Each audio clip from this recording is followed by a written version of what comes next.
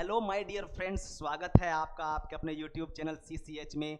और मेरा नाम कपिल। जैसा कि आपको पता है कि हमारी CCH फैमिली यानी CCH टीम पूरी आपके सिलेक्शन को आपके एग्ज़ाम में सुनिश्चित कराने के लिए, गवर्नमेंट जॉब के लिए पूरा एफर्ट कर रही है। और मुझे पूरी आशा है कि आप भी उसी मेहनत से लग रहे होंगे, उसी मेहनत से नोट्स बना रहे होंगे, अपनी तैयारी कर रहे होंगे। आप मुझे पूरी खुशी भी है कि आप इतनी डेडिकेशन के साथ में वीडियोस देख रहे हैं, उनको लाइक कर रहे हैं आप, और हमारी वीडियोस को पसंद भी कर रहे हैं आप। यानी हमारी ये मेहनत भी रंग ला रही है, और जब आपका सिलेक्शन होगा तो उसमें खुशी तो होगी ही, है ना।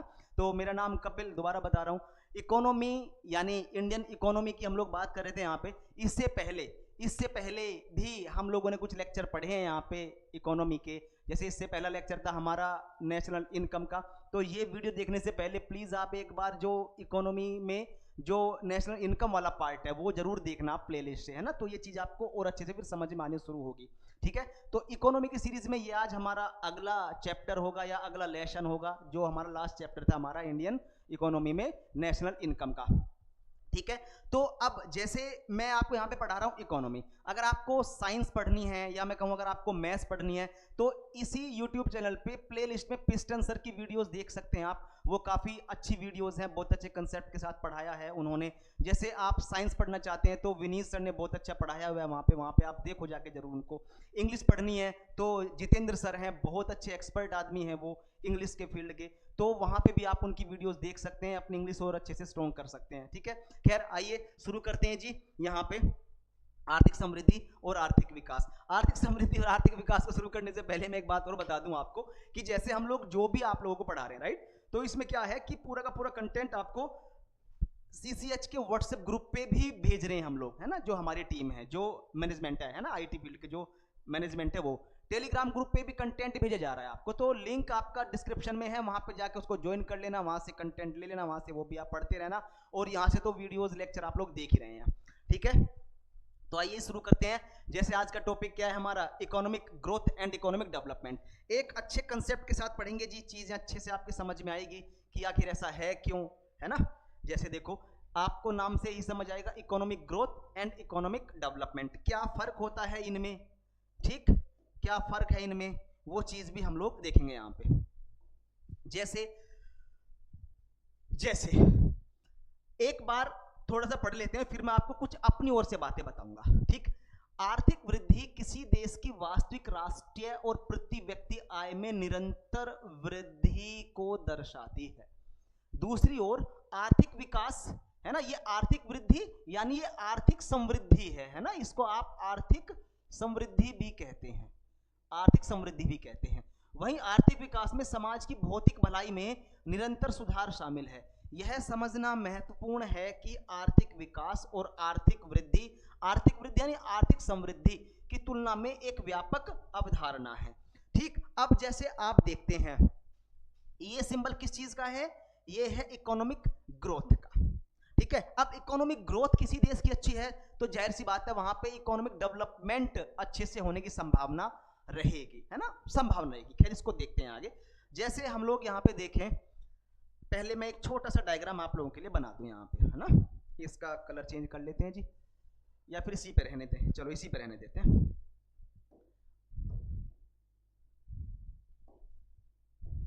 देखो एक वर्ड है हमारे पास में, कौन सा, economic growth versus economic development. Economic growth versus economic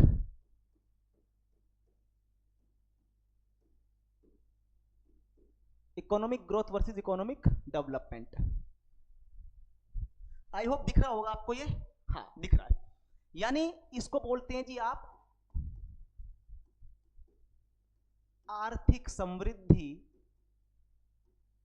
और ये है जी आपका बनाम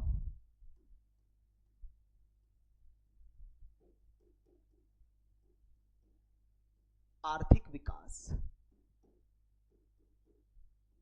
ये बात मैं आपको छोटी सी बता दूं कि आर्थिक समृद्धि से ज्यादा व्यापक अवधारणा है आर्थिक विकास की, ठीक है। अभी देखते हैं इसको। जैसे हम लोग देखते हैं आर्थिक समृद्धि, इसका मतलब ये है, इसका मतलब ये है, इसका मतलब है जी मौद्रिक विकास।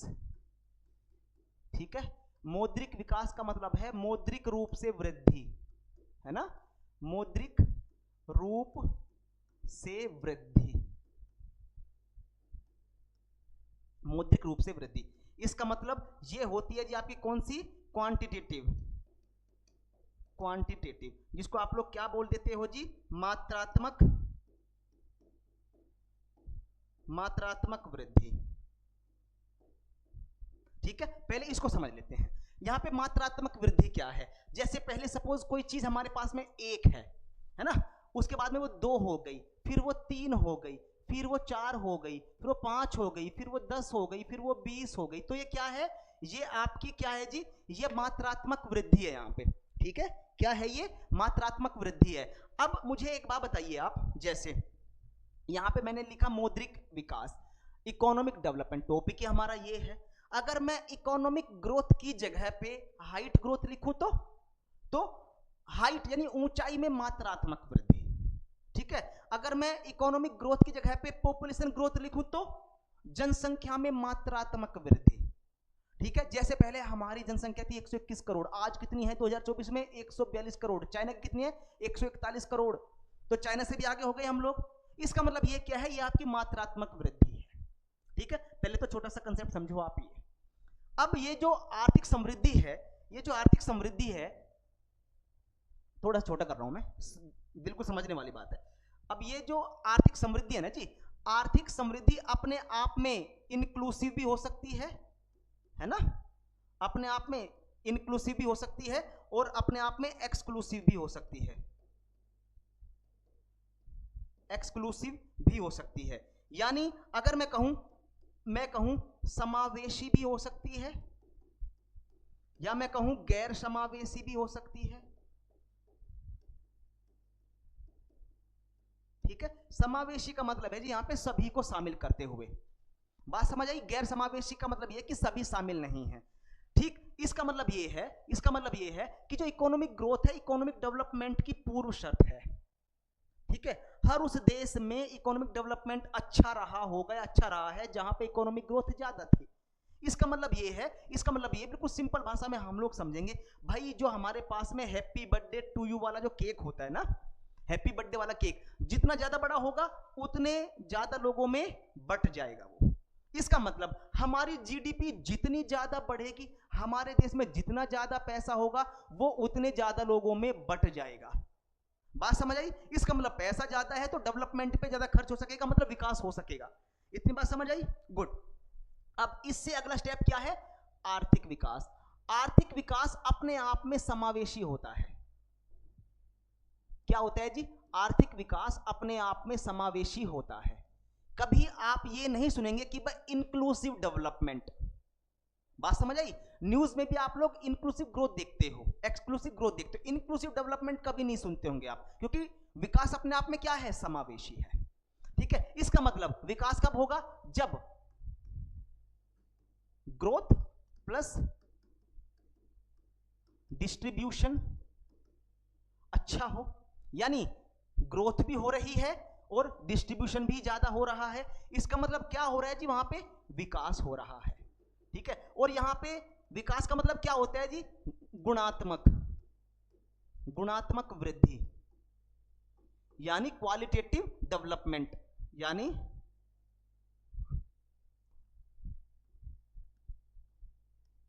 क्वालिटेटिव, ठीक है, यानी क्वालिटेटिव डेवलपमेंट या क्वालिटेटिव ग्रोथ, या इसमें वृद्धि आप लोग बोल सकते हैं, है ना।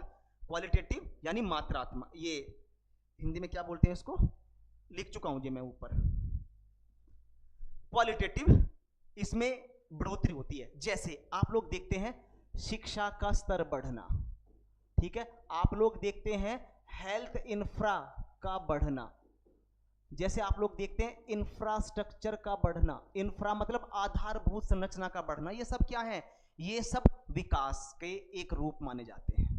ठीक है, जिन देशों ने आर्थिक समृद्धि पे ज्यादा फोकस किया, दुनिया के तमाम जो 50-60 जो भी विकसित देश हैं आज, मतलब बड़े लेवल पे, जिन देशों ने इकोनॉमिक ग्रोथ पे ज्यादा फोकस किया था वो आज दुनिया में विकसित देशों के रूप में शामिल हैं या विकसित देशों के रूप में जाने जाते हैं, चाहे वो यूरोपियन कंट्री हो, चाहे वो अमेरिका हो, चाहे वो जापान हो, चाहे वो और भी हो। बात समझ आई? तो यानी जिन लोगों ने ग्रोथ यानी जिन लोगों ने इकोनॉमी में पैसे को बढ़ाने पे ज्यादा फोकस किया वे लोग अपने देश का विकास अच्छे लेवल पे कर पाए। ठीक है, अब इसका मतलब क्या हुआ कि विकास की पूर्व शर्त क्या हो गई? Economic growth. इसका मतलब क्या हुआ? हमसे थोड़ी सी गलती कह सकते हैं आप, ये गलती तो खैर क्या बोले कि हमारे सामने एक सिचुएशन ही ऐसी थी, हम लोगों ने शुरुआत में जब हम लोग 5 ईयर प्लान बना रहे थे, उनके लिए हम लोग योजना बना रहे थे, तो हम लोगों ने इकोनॉमिक ग्रोथ पे ज्यादा फोकस नहीं किया। पिछले 50-60 सालों में हम लोगों ने ज्यादा फोकस किया किस पे? डेवलपमेंट पे, है ना? डेवलपमेंट की बात हो, भाई पैसा है नहीं, विकास की बात कर रहे हैं हम लोग, तो प्रॉब्लम तो आएगी ही ना। अब उस चीज का रिजल्ट ये मिला कि 1990 के दशक तक आते आते हमारे पास इकोनॉमिक क्राइसिस बड़े लेवल पे हो गए और हमें मजबूरी में क्या करना पड़ा? आईएमएफ से लोन लेना पड़ा जी। 1990 के दशक से यानी 1991-92 में, है ना, लगभग 1991 में हमने जब वहां से लोन लिया, उसके बाद से हमने कभी आईएमएफ से लोन नहीं लिया, क्योंकि अब जो लोग हमारी हेल्प कर रहे थे तो कहीं ना कहीं हमारे ऊपर उनका नेगेटिव इफेक्ट भी बढ़ रहा था, हमारे ऊपर उनका दबाव भी बढ़ रहा था, हमारी संप्रभुता क्या प्रभावित हो रही थी, सोवरेनिटी। बात समझ आई? उसका एक रिजल्ट ये देखने को मिला कि जो 91 यानी 91 कॉन्स्टिट्यूशनल अमेंडमेंट एक्ट 2003 जो पास हुआ था, जिसमें लोकसभा और विधानसभा में उनकी कुल सीटों का 15% से ज्यादा मंत्रिपरिषद में शामिल नहीं किया जाएगा, वो उन्हीं के दबाव में बनाया हुआ कानून था हमारे पास। तो उसके लिए क्या जरूरी था? अगर हम शुरू से ही इकोनॉमिक डेवलपमेंट पे फोकस ना करके इकोनॉमिक ग्रोथ पे फोकस करते तो हमारे पास ज्यादा पैसा होता तो हम ज्यादा खर्च कर पाते, हम लोग दूसरों पे डिपेंडेंट नहीं रहते। ये थोड़ी सी चूक हुई थी हमसे और आज उसका रिजल्ट देखने को मिलता भी आपको कि आज बड़े लेवल पे क्या है? गरीबी है देश में, अनएम्प्लॉयमेंट है ना। ये जो इकोनॉमिक सर्वे 2024 वाला है उसमें 81 करोड़ लोगों को 5 किलो अनाज दिया जा रहा है आज भी, है ना, प्रधानमंत्री गरीब कल्याण अन्न योजना के तहत, और भी बहुत सारी चीजें। इसका मतलब आपको क्या याद रखना है जी? इकोनॉमिक ग्रोथ का मतलब ये होता है कि मुद्रा में या मौद्रिक विकास यानी उसमें मात्रात्मक वृद्धि, और ये खासकर हम लोग जीडीपी में वृद्धि के कंटेक्स्ट के रूप में मापते हैं, जीडीपी में कितनी बढ़ोतरी हो रही है। जैसे आज हमारी जीडीपी कितनी है वर्ल्ड के, जो अगर हम कंपेयर करें तो ये लगभग 3.4 trillion dollar to 4 trillion dollar के बीच में है आज हमारी जीडीपी। बात समझ आई? इसमें बढ़ोतरी का मतलब हमारी इकोनॉमिक ग्रोथ हो रही है।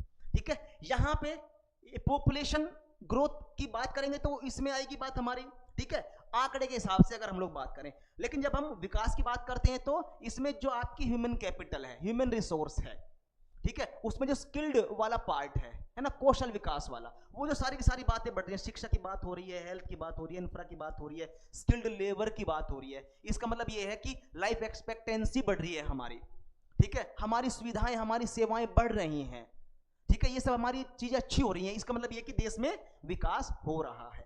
इसका मतलब विकास बताता है कौन सा जी? ये जो क्वालिटेटिव जो है ये इसे बताता है, और ये जो है बताता है किसे? मात्रात्मक वृद्धि को, यानी क्वांटिटेटिव वृद्धि, यानी इस ग्रोथ को बताएगा। ये छोटा की डिफरेंस है, ये थोड़ा सा आप ध्यान दे लेना, हल्का सा, बस जो बातें मैंने आपको बताई है उसको भी ध्यान में आप रख लेंगे तो आपको पता पड़ेगा कि आज जो देश जापान है, चाहे वो अमेरिका है, चाहे वो जो भी यूरोपियन कंट्री, उन्होंने शुरू में ग्रोथ मॉडल अपनाया और आज वो विकसित है।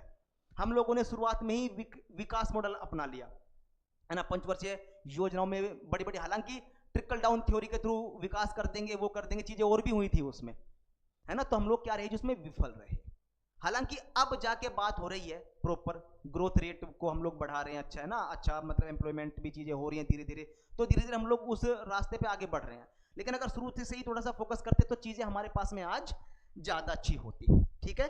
तो इसमें देख लेते हैं हम लोग, जैसे हम लोगों ने देखा था कि ये इसके बारे में, ये मैंने इधर देखा ही है, बताया आपको। अब बात आती है किसमें? आर्थिक विकास की, जो हमने अभी भी देखा। आर्थिक विकास एक विशिष्ट अवधि के दौरान अर्थव्यवस्था के भीतर उत्पादित अंतिम मतलब मीडिएटरी गुड्स नहीं, है ना, रॉ मटेरियल नहीं, अंतिम वस्तुएं और सेवाओं का कुल मूल्य है, मुद्रास्फीति के लिए समायोजित करने और अर्थव्यवस्था के प्रदर्शन का सटीक प्रतिनिधित्व प्रदान करने के लिए इसे वास्तविक शब्दों में मापा जाता है। आमतौर पर यह सकल घरेलू उत्पाद में प्रतिशत वृद्धि के रूप में मापा जाता है। यानी मैं कहूं अगर जीडीपी अच्छे से बढ़ रही है, है ना। अगर जीडीपी अच्छे से बढ़ रही है तो मतलब क्या हुआ जी, हमारे पास में इकोनॉमिक ग्रोथ अच्छे से हो रहा है। ये क्या है जी, हमारे पास में इकोनॉमिक ग्रोथ यानी आर्थिक, ये थोड़ा सा इसमें एरर है जी यहाँ पे, है ना। इकोनॉमिक ग्रोथ ये है हमारे पास में आर्थिक विकास यानी आर्थिक समृद्धि की बात है यहाँ पे इस मामले में, ठीक है। थोड़ा सा इसमें आगे देख लेंगे। उसके बाद में है जी आर्थिक विकास को प्रभावित करने वाले कारक, आर्थिक विकास को प्रभावित करने वाले कारक। अच्छा, कौन कौन से होंगे? जाहिर सी बात है भौतिक पूंजी में निवेश। मुझे एक बात बताइए, आर्थिक विकास या मैं कहूं जो इकोनॉमिक ग्रोथ है, ये ना ये ग्रोथ की बात है जी, जो इकोनॉमिक ग्रोथ है उसको कौन कौन से फैक्टर जो है प्रभावित कर सकते हैं। जैसे अच्छा मुझे बात बताइए, जैसे हमें इकोनॉमी में पैसा बढ़ाना है तो कैसे बढ़ाएंगे हम इकोनॉमी में पैसा? यानी जाहिर सी बात है इकोनॉमिक एक्टिविटी हम ज्यादा करेंगे, यानी मशीनरी पे पैसा खर्च करेंगे, सेविंग करेंगे, उसे इन्वेस्ट करेंगे, इंपोर्ट एक्सपोर्ट करेंगे, यानी वो सामान खरीदेंगे बाहर से जिसे मॉडिफाई करके और अच्छे रेट में बेच सके, एक्सपोर्ट करेंगे हम, है ना। तो इन सब चीजों से क्या होगा, मनी सर्कुलेट मार्केट में ज्यादा होगी। जब मनी सर्कुलेट मार्केट में ज्यादा होगी तो पैसे बढ़ेंगे हमारे, है ना, पैसे ज्यादा बनेंगे। तो यही क्या होगा, यही होगा जी कि आपका आर्थिक समृद्धि यानी इकोनॉमिक ग्रोथ। तो इसमें क्या होगा कि जो कुछ कारक हैं जो इसको प्रभावित करते हैं, जैसे भौतिक पूंजी में निवेश, इसमें मशीनरी, उपकरण, बुनियादी ढांचे पर खर्च करना शामिल है जो उत्पादकता बढ़ा सकता है, आर्थिक विकास की सुविधा प्रदान कर सकता है। आर्थिक विकास, ध्यान देना, आर्थिक समृद्धि अच्छी है तो आर्थिक विकास अच्छा होगा। जाहिर सी बात है भाई। एक बात बताइए मुझे आप, मेरी जेब में सपोज 500 रुपए हैं, ठीक है। अब मुझे अच्छी अच्छी बुक्स लेने 3-4, अब अच्छी अच्छी बुक्स 3-4 तो 500 रुपए में नहीं आएगी, ठीक है। इसका मतलब यह है कि जो बुक खरीद के मैं अपना मानसिक विकास कर सकता था, मैं अच्छी अच्छी बातें सीख सकता था, है ना, कुछ बातें और पढ़ सकता था, वो मैं अब नहीं पढ़ पाऊंगा।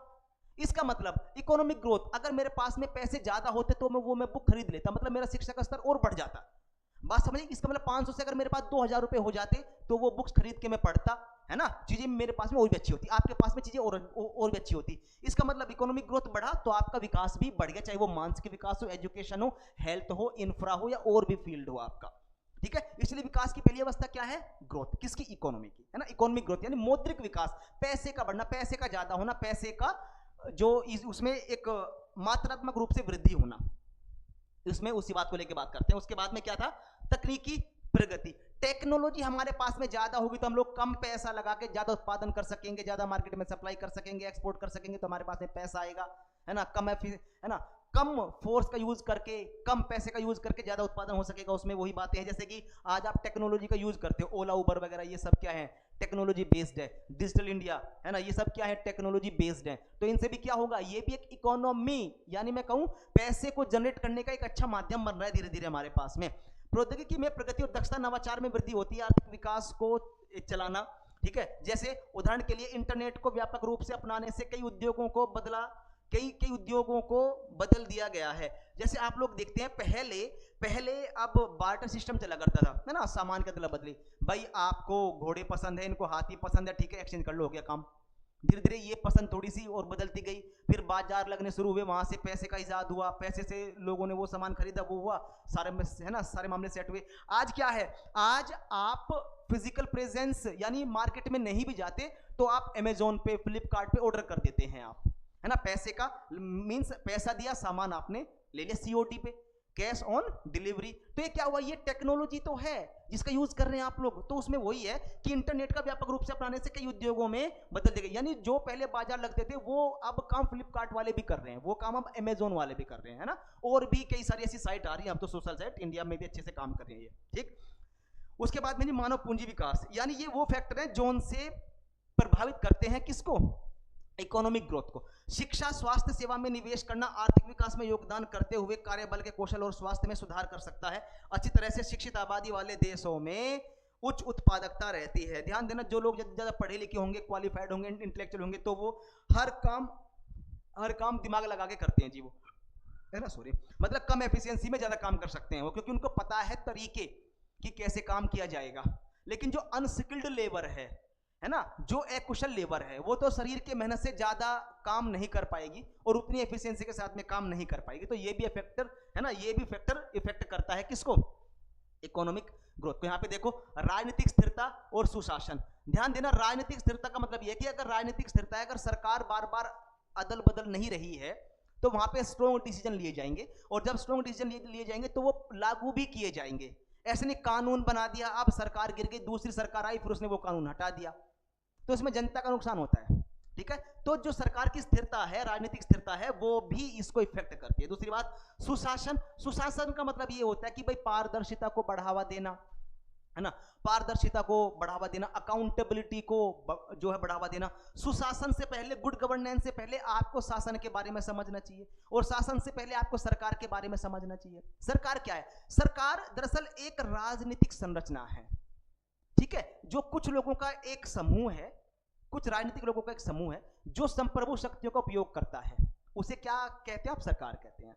शासन क्या है? गवर्नेंस क्या है? गवर्नेंस एक प्रक्रिया है ना, एक चलती रहने वाली प्रक्रिया है शासन। अब गवर्नमेंट से अगला स्टेप शासन का। इसका मतलब, शासन का मतलब यह कि जनता को बेहतर सुविधाएं कैसे दी जाएं, उसके लिए क्या प्रोसेस किया जाएगा।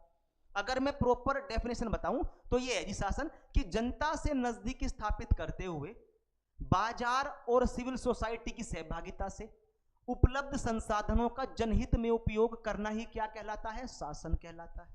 अब शासन से अगला एक स्टेप क्या है? गुड गवर्नेंस, यानी जहां पे पारदर्शिता पे ज्यादा फोकस किया जाए, ट्रांसपेरेंसी हो, अकाउंटेबिलिटी, जवाबदेहिता हो, इन पे ज्यादा फोकस किया जाता है ना, कम टाइम में ज्यादा से ज्यादा सर्विस दी जाए नागरिकों को, गुड गवर्नेंस है ना। वर्ल्ड बैंक ने ये सब चीजें शुरू की, और भी चीजें। गुड गवर्नेंस से आगे क्या आता है? जैसे कि आप लोग देखते हैं कि ई गवर्नेंस यानी इलेक्ट्रॉनिक गवर्नेंस, यानी आपको सुविधाएं इलेक्ट्रॉनिक रूप से पहुंचा दी जाएं। जैसे पैसे का फंड ट्रांसफर होता है आपके अकाउंट में, अकाउंट से अकाउंट में चीजें आ रही हैं, है ना, पैसे आ रहे हैं आपके, और भी इलेक्ट्रॉनिक रूप से आपके पास में चीजों का पहुंचा जाना। और मैं बोलूं पी गवर्नेंस, फोटोनिक गवर्नेंस, यानी बहुत तीव्र गति से आपके पास में सुविधाएं पहुंचाया जाना। और ये पी गवर्नेंस का कंसेप्ट इंडिया में 2021 से शुरू है। बस में उसी मामले में हम लोग आगे बढ़ रहे हैं।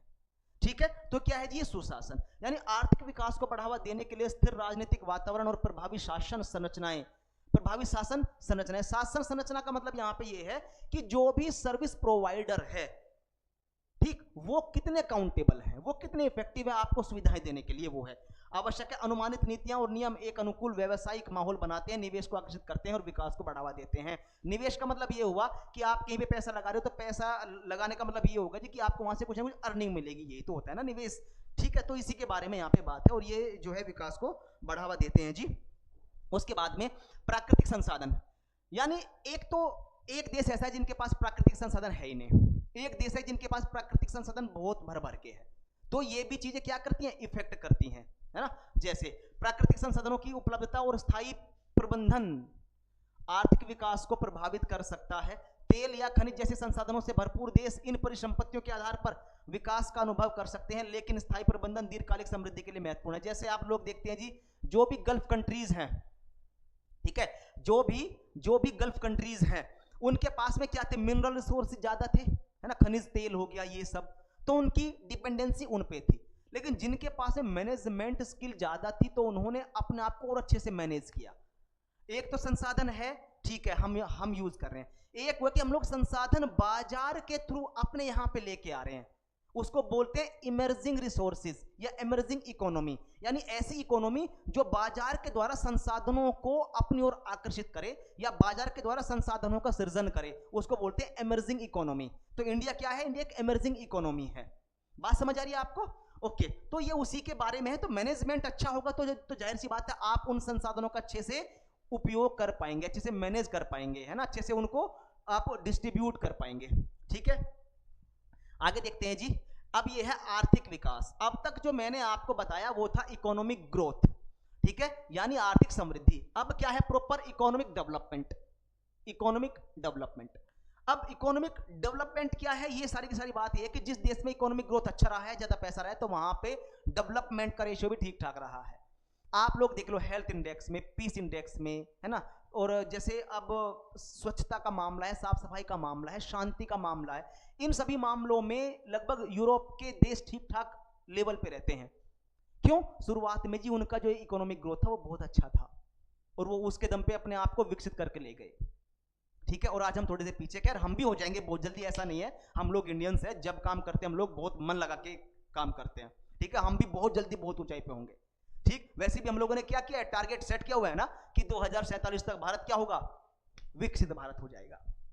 ठीक है, ओके। तो आर्थिक विकास समय के साथ एक राष्ट्र की अर्थव्यवस्था की वृद्धि को संदर्भित करता है। अपने धन को बढ़ाने और अपनी आबादी के लिए जीवन स्तर में सुधार करने पर ध्यान देने के साथ यह बहुमुखी प्रक्रिया आय में वृद्धि, बढ़ी हुई रोजगार की संभावनाओं, बेहतर स्वास्थ्य सुविधाओं और बेहतर शैक्षिक, देखो शैक्षिक अवसर, स्वास्थ्य सुविधाएं और बेहतर रोजगार की जो अवस्थाएं हैं जैसे कारकों को शामिल करते हैं। यानी इनमें जब बढ़ोतरी हो रही है, इनमें जब अच्छे से काम हो रहा है, सभी को रोजगार मिल रहा है, सभी को अच्छी सी शिक्षा मिल रही है, ठीक है, सभी को अच्छे लेवल पे ये जो स्वास्थ्य सुविधाएं मिल रही है, हेल्थ जो सर्विसेज है वो अच्छे से मिल रही है, इसका मतलब ये है कि आप क्या कर रहे हो, आप अच्छे लेवल पे डेवलपमेंट का काम कर रहे हैं, राइट।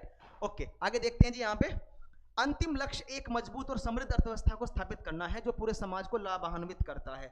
देखो उस इकोनॉमिक ग्रोथ का फायदा ही क्या जी, जहां पे लोगों को, कुछ लोगों को भूखा सोना पड़े और कुछ लोग अपना करोड़ों रुपए से अपना खूब काम कर रहे हैं, बढ़िया बात समझ आ रही है। इकोनॉमिक ग्रोथ होना बहुत जरूरी है, लेकिन इकोनॉमिक ग्रोथ इंक्लूसिव भी हो सकती है, एक्सक्लूसिव भी हो सकती है। एक्सक्लूसिव का एग्जांपल क्या है कि हमारे देश में 8 लोगों पे देश की लगभग 50% प्रॉपर्टी है, अगर आप आंकड़े देखें तो, ठीक है। नेशनल इनकम में जब आप पर कैपिटा इनकम काउंट करते हैं तो उस पर कैपिटा इनकम में से जो रईस लोग हैं भारत के, टॉप बड़े अंबानी टाइप के, बिड़ला टाइप के, है ना, टाटा टाइप के, ये जो उसकी फैमिली वाले लोग और भी टाइप के, अगर आप ऐसे बड़े बड़े लोगों को आप हटा दें तो हमारे यहाँ पे पर कैपिटा इनकम बड़ी सोचनीय है। इन लोगों की इनकम को जब आप ऐड कर देते हैं ना प्रॉपर, तो हमें लगता है कि हाँ भाई हमारे पास तो जो है पर कैपिटा इनकम बहुत ठीक ठाक है। नहीं, ऐसा नहीं है जी, रियलिटी कुछ और है, ठीक है। आप बड़े बड़े लोग जो रईस घराने हैं इंडिया में, आप उनकी इनकम को हटा के जब आप पर कैपिटा इनकम अगर आप निकालेंगे ना तो मामला कुछ और आएगा। इसका मतलब इकोनॉमिक ग्रोथ क्या हो सकती है, एक्सक्लूसिव भी हो सकती है। कुछ लोगों के पास इतना पैसा, कुछ के पास इतना भी पैसा नहीं, ठीक है। और इसी को दूर करने के लिए हम लोगों ने क्या किया, इंक्लूसिवनेस का है ना कंसेप्ट लेके आए, समावेशी की बात करते हैं आज हम लोग, है ना। जबकि विकास अपने आप में समावेशी होता है। अगर आप विकास वर्ड यूज कर रहे हैं तो समझ लो आप इंक्लूसिव वर्ड अपने आप यूज कर रहे हैं। बात समझ आ रही है। तो यही चीजें हैं जी कि इकोनॉमिक ग्रोथ जो हमारे पास में हुई, आपने उसका डिस्ट्रीब्यूशन कैसे किया कि सभी को फायदा मिले। अगर सभी को फायदा नहीं मिला, इसका मतलब आपके मैनेजमेंट स्किल में कुछ प्रॉब्लम है, आपके पास में गवर्नेंस की प्रॉब्लम है, आप उसको ठीक करिए, डिस्ट्रीब्यूशन अपने आप ठीक हो जाएगा, है ना। अफ्रीकन कंट्रीज के पास में भर भर के रिसोर्सेज हैं, नेचुरल रिसोर्सेज, लेकिन वो अभी तक डेवलप नहीं हो पाए प्रॉपर। क्यों? गरीब है वो आज भी। क्यों?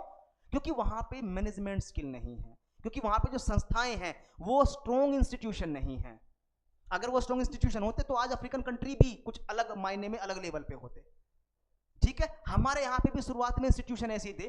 प्लानिंग कमीशन आपने देखा 2015 में, हमने उसकी जगह पे नीति आयोग, उससे एक कदम आगे जो एडवांस लेवल पे काम कर रहा है, बनाया हमने। क्यों? ताकि प्रॉपर वे में मैनेजमेंट अच्छे से हो सके, ठीक है, ताकि प्रॉपर वे में स्ट्रॉन्ग इंस्टीट्यूशन हो सके। और आप देखो एसडीजी डेवलपमेंट के जो हमारे पास में गोल हैं 2030 तक जो हमें अचीव करने हैं, नीति आयोग ने स्टेट लेवल पे भी बहुत सारे गोल सेट किए हैं। उसमें हर स्टेट की परफॉर्मेंस को वो लोग मापते हैं। बात समझ आई आपको? तो क्या है कि स्ट्रॉन्ग इंस्टीट्यूशन का होना बहुत जरूरी है किसी भी देश को आगे बढ़ाने के लिए। अगर स्ट्रॉन्ग इंस्टीट्यूशन नहीं है तो जी न्याय तो खैर छोड़िए, अन्याय को ही बढ़ावा मिलेगा। बात समझी? एडमिनिस्ट्रेशन अगर स्ट्रॉन्ग नहीं है तो जो क्रिमिनल केसेज है उनका रेशियो बढ़ जाएगा जी।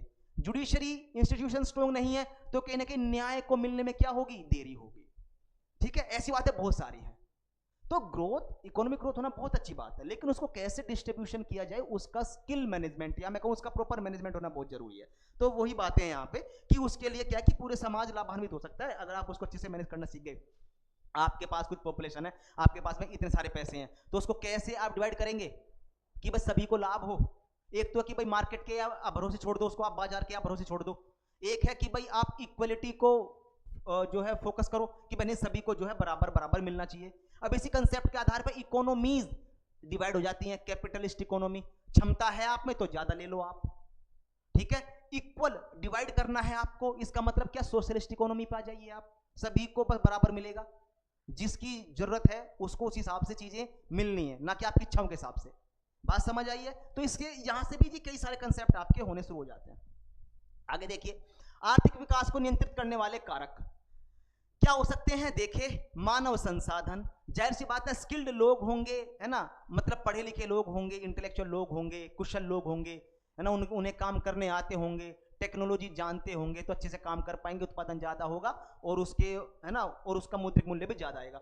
एक अर्थव्यवस्था के भीतर मानव पूंजी की वृद्धि इसकी समग्र उन्नति और प्रगति को महत्वपूर्ण योगदान देती है ना, प्रगति में महत्वपूर्ण योगदान देती है। मानव पूंजी मतलब क्या है? मानव पूंजी हम ही तो हैं, आप ही तो हैं मानव पूंजी। आप अपने आप को अच्छे से पढ़ाइए लिखाइए, आपका मानसिक विकास होगा, तो जाहिर सी बात है आप दूसरों की सहायता भी करेंगे, हर जरूरतमंद की सहायता आप कर सकेंगे। यही सोचें कि भाई हम भी इंसान हैं, ये भी इंसान है, इनके पास में ये चीज कमी है, हमारे पास में ये है, ये लो भाई आप इससे आप यूज कर लो और आप अपना काम चला लो। इसका मतलब मानव पूंजी, या मैं कहूं लोग जितने ज्यादा पढ़े लिखे होंगे, इंटेलेक्चुअल होंगे, वहां पे एक शांतिपूर्ण समाज का विकास होगा जी, ठीक है। और जहां पे इलिटरेसी ज्यादा होगी, है ना, असाक्षरता ज्यादा होगी, अनहेल्दी लोग ज्यादा होंगे, वहां पे हिंसात्मक गतिविधि ज्यादा होंगी, देखते भी होंगे आज आप। इसलिए लोगों का, इसलिए लड़के लड़कियों का पढ़ना लिखना ज्यादा जरूरी होता है, इसलिए अपने आपको बहुत अच्छे से पढ़ाइए लिखाइए। आगे देखते हैं, शिक्षा भी है इसमें। शिक्षा एक आबादी में साक्षरता दर में वृद्धि न केवल कार्यबल दक्षता को बढ़ाती है, बल्कि एक बेहतर समझ और ज्ञान को बढ़ावा देकर आर्थिक विकास को बढ़ावा देती है। भाई शिक्षा, आप आईआईटी करिए, आप आईआईएम करिए, है ना, आईआईएम से आप मैनेजमेंट कर रहे हैं, आईआईटी से आप टेक्नोलॉजी फील्ड में एक्सपर्ट होकर आ रहे हैं, तो कहीं ना कहीं इसका फायदा तो देश को मिलना ही है ना। अगर आप इस बेस्ड नॉलेज लेके खुद की इंडस्ट्री भी आप लगा रहे हैं, तो बहुत सारे लोगों को रोजगार भी दे रहे हैं आप। जवाहरलाल नेहरू साहब ने आईआईटी आईआईएम की आधारशिला इसीलिए ही रखी थी यहाँ पे कि जो भी हमारे बच्चे में पढ़ेंगे वो यहाँ से पढ़ के जाएंगे, वो अपनी अपनी इंडस्ट्री लगाएंगे, और जब अपनी अपनी इंडस्ट्री वो लोग यहाँ पे जो लगाएंगे तो बहुत लोगों को रोजगार देंगे और बड़े लेवल पे हम लोग बहुत जल्दी विकास की तरफ बढ़ जाएंगे। लेकिन हुआ इसका उल्टा।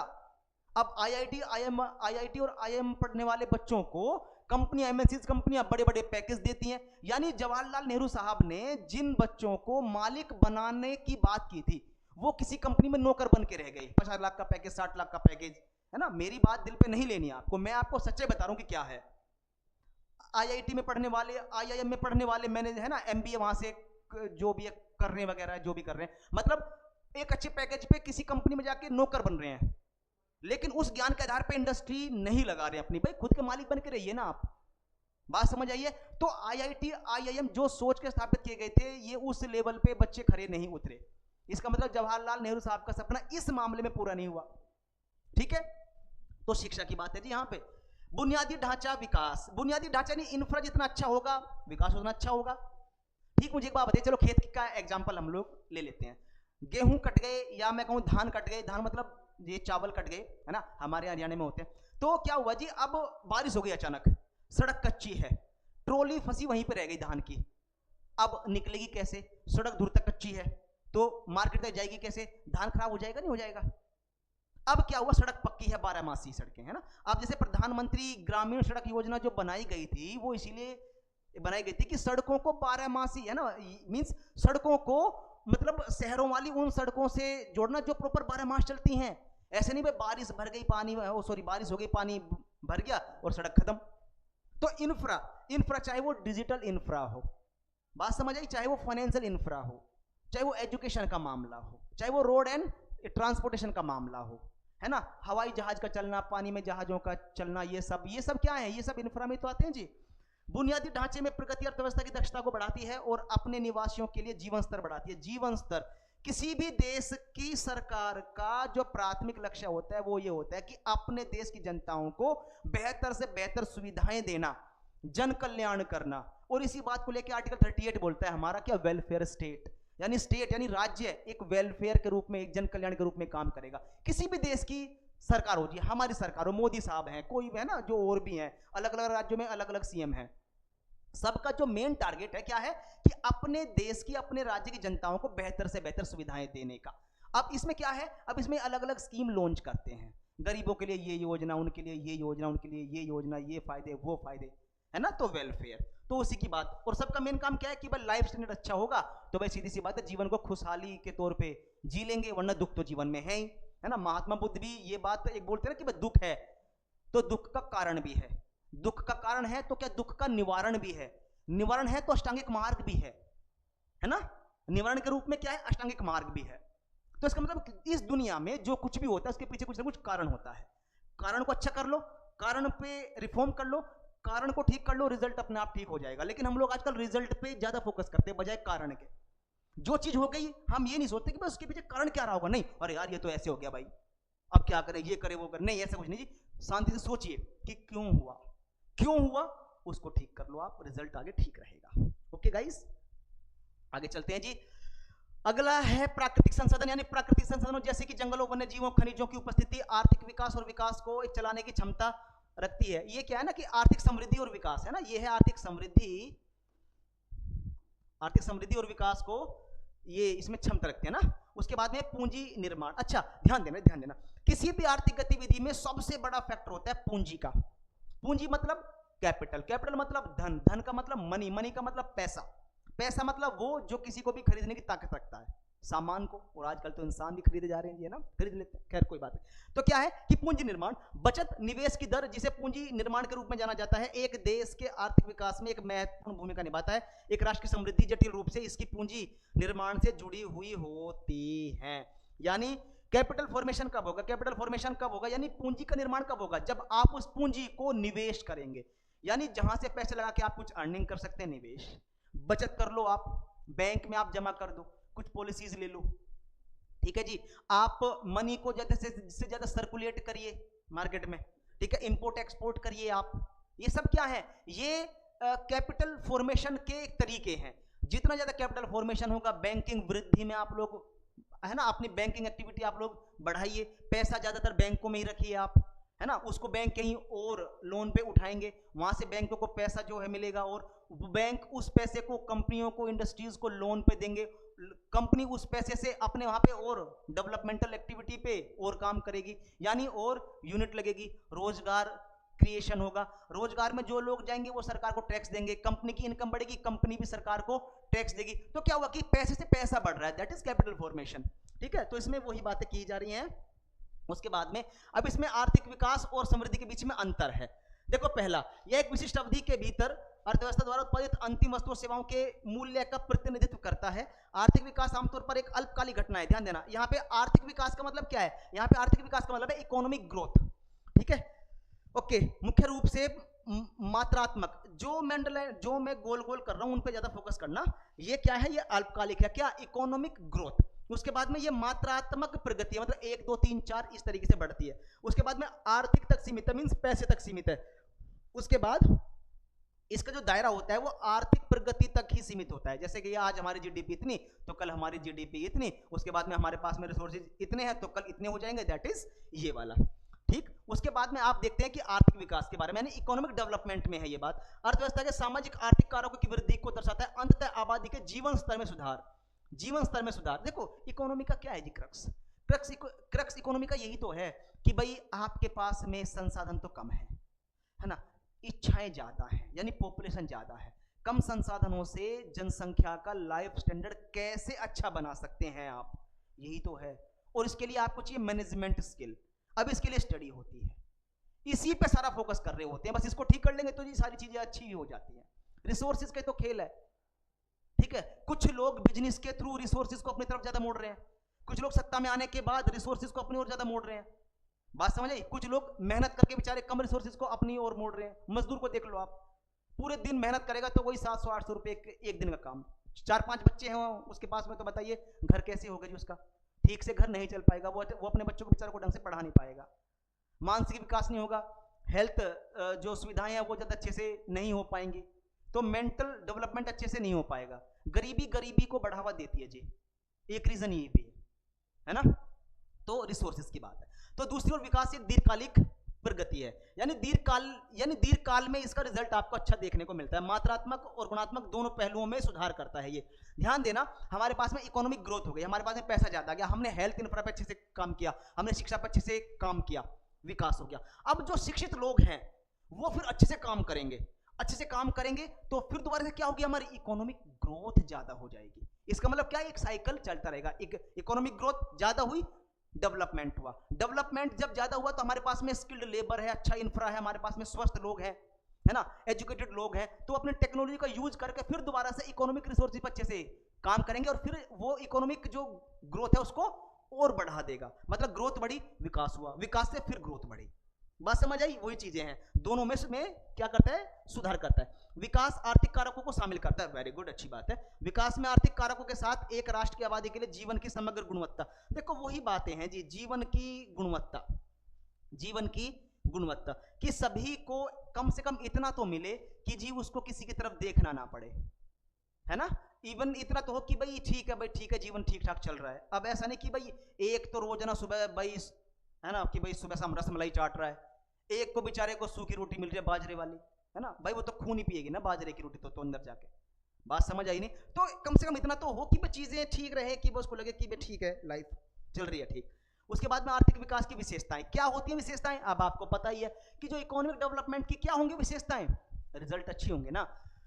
ओके, आर्थिक विकास स्वास्थ्य सेवा, शिक्षा जैसी सामाजिक संकेतकों में प्रगति के माध्यम से एक राष्ट्र के नागरिकों के जीवन स्तर को सुधारता है या जीवन स्तर को बढ़ाता है। इतनी देर से हम यही तो बातचीत कर रहे हैं। यह गरीबी के स्तर में कमी की ओर जाता है और व्यक्तियों के लिए जीवन की समग्र गुणवत्ता को बढ़ाता है। बात समझ आई? विकास होगा तो इसका मतलब भाई अमेरिकन हैं या यूरोपियन कंट्री वाले हैं, वो क्या है, विकसित तो हैं वो लोग, और आप उनका लाइफ स्टैंडर्ड देखिए, आप, है ना, आप उनकी एजुकेशन आप देखिए, कितने मतलब ठीक, वो लोग ठीक लेवल पे रहते हैं, ठीक। इसमें आगे देखिए, इस प्रक्रिया को सकारात्मक परिवर्तन की विशेषता या ओके, इस प्रक्रिया की सकारात्मक परिवर्तन की विशेषता यह है कि जो अर्थव्यवस्था में संरचनात्मक परिवर्तन के बारे में लाते हैं या उसके बारे में बताते हैं, जिसमें बुनियादी ढांचे में सुधार शामिल है। बुनियादी ढांचा हम लोग बात कर चुके हैं। आर्थिक विकास एक सतत और निरंतर प्रक्रिया है जो समय के साथ विकसित होती है। यह एक देश की प्रति व्यक्ति आय को बढ़ाने में महत्वपूर्ण भूमिका निभाता है। परिणाम स्वरूप राष्ट्रीय आय को बढ़ावा मिलता है।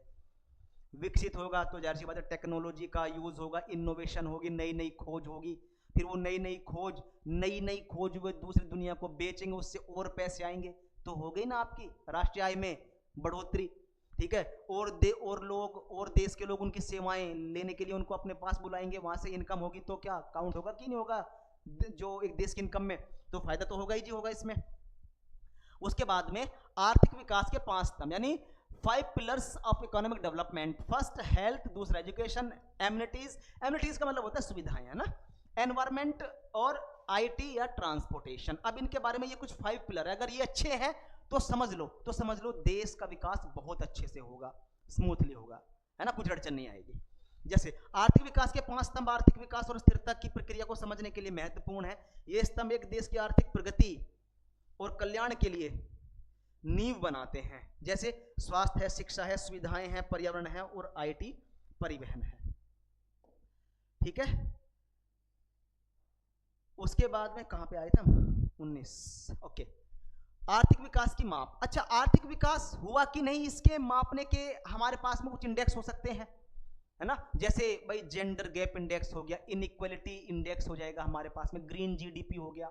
पता पड़ा विकास तो कर रहे हैं हम लोग लेकिन एनवायरमेंट डैमेज कर दिया, तो भाई ऐसा विकास किस काम का कि जो बाद में हमारे ऊपर ही भारी पड़े, है ना। तो जितनी भी हमारे पास जीडीपी ग्रोथ हुई है या जितनी भी हमारे पास में जीडीपी है या उसके उत्पादन में जितना भी कुछ हुआ है, उसमें से अगर मैं कहूं कि एनवायरमेंट जितना डैमेज हुआ उसकी कॉस्ट को आप घटा देंगे, ग्रीन जीडीपी आ जाएगी। और अगली बार जितना नुकसान एनवायरमेंट का हुआ उसके लिए पॉलिसी बनाओ कि भाई एनवायरमेंट को डैमेज नहीं करना है, एनवायरमेंट का नुकसान नहीं करना है, तो उस पर हम लोग अच्छे से फोकस करेंगे, ठीक है। ओके, तो वही बातें हैं। आर्थिक विकास एक बहुमुखी अवधारणा है जो केवल आर्थिक विकास से परे है। यह लोगों के जीवन के विभिन्न पहलुओं में गुणात्मक सुधारों को शामिल करता है। कई संकेतकों का उपयोग आर्थिक विकास को मापने के लिए किया जाता है जो किसी देश की प्रगति और दृष्टिकोण प्रदान करता है ना, प्रगति के संदर्भ में दृष्टिकोण प्रदान करता है। तो ये देखो इसमें ना कुछ इंडेक्स होंगे कि जैसे आप लोग देखते हैं कि भाई ह्यूमन डेवलपमेंट इंडेक्स भी आता है ना, जैसे आप लोग देखते हैं कि भाई आय असमानता की भी बात होती है कि भाई कुछ लोग इतने अमीर है, कुछ लोग इतने गरीब है। कुछ लोग कहते हैं कि भाई जैसे जेंडर गैप है ना, जैसे कि भाई पुरुषों पे ज्यादा फोकस है, महिलाओं पे कम फोकस है। हम इंडियंस क्या है, अब की बार यानी मैं कहूं हम लोगों ने अपने कानूनों में भी महिलाओं को ज्यादा प्रेफरेंस पे रखा है, तो यानी अब गैप जो पहले था उसको बहुत कम करने की पूरी कोशिश है। और जैसे 106 कॉन्स्टिट्यूशनल अमेंडमेंट एक्ट 2023 का जो बिल है, इसमें भी महिलाओं को लोकसभा और विधानसभा की सीटों में 1/3 सीट रिजर्वेशन की बात कही गई है। हालांकि ये एग्जीक्यूट होगा कब? जब 2026 के बाद या 26 में क्या होगी, पॉपुलेशन सेंसस होगा, उसके बाद में एग्जीक्यूट होगा। तो उसमें वही सारी बातें यहाँ पे हैं। उसमें है ग्रीन जीडीपी। अगला है ग्रीन जीडीपी, एक महत्वपूर्ण माप उपकरण है जो पर्यावरणीय गिरावट के लिए लेखांकन द्वारा पारंपरिक जीडीपी को समायोजित करता है। जीडीपी से पर्यावरणीय क्षति की लागत को घटाकर, है ना, पर्यावरण का जितना नुकसान हुआ है उसकी कॉस्ट क्या हुई उसको माइनस कर दो। ग्रीन जीडीपी अपने पर्यावरणीय प्रभाव पर विचार करते हुए एक राष्ट्र के आर्थिक विकास, आर्थिक स्वास्थ्य का अधिक सटीक प्रतिबिंब करता है। भाई देखो सीधी सी बात है भाई, अगर आप एनवायरमेंट को नुकसान पहुंचाओगे तो कहीं ना कहीं उसका साइड इफेक्ट हमारे इंसान, है ना, हमारे ऊपर ही होगा, क्योंकि हम जो देंगे वही हमें उधर मिलेगा ना। पर्यावरण अच्छा नहीं है, स्वच्छ नहीं है, तो क्या होगा, डिसीज फैलेगी, बीमारी फैलेगी, हम लोग स्वस्थ नहीं, हम लोग स्वस्थ नहीं रह पाएंगे। जब स्वस्थ नहीं रह पाएंगे तो काम कैसे करेंगे अच्छे से? जब काम नहीं करेंगे अच्छे से तो क्या होगा, जो एक प्रोडक्टिविटी है वो तो भाई कम होगी ना। कम होगी तो फिर ग्रोथ रेट कम हो जाएगी, हमारी ग्रोथ रेट कम होगी तो फिर विकास प्रभावित हो जाएगा। विकास अगर एक जो इधर और प्रभावित हुआ तो मामला फिर गड़बड़ है ना। कम शिक्षा होगी, कम स्वास्थ्य होगी, है ना, कम स्वास्थ्य स्ट्रक्चर होगा, हमारे पास में इंफ्रा भी उतना अच्छा नहीं होगा, स्किल्ड लेबर नहीं होगी, फिर मामला फिर गरीबी की ओर जाएंगे हम। ठीक, इसलिए एनवायरमेंट पे भी ज्यादा फोकस करना बहुत जरूरी है। इसलिए ग्रीन जीडीपी का कंसेप्ट, उत्तराखंड पहला स्टेट है जिसने इस कंसेप्ट को अच्छे से अपने यहाँ पे इंप्लीमेंट किया है।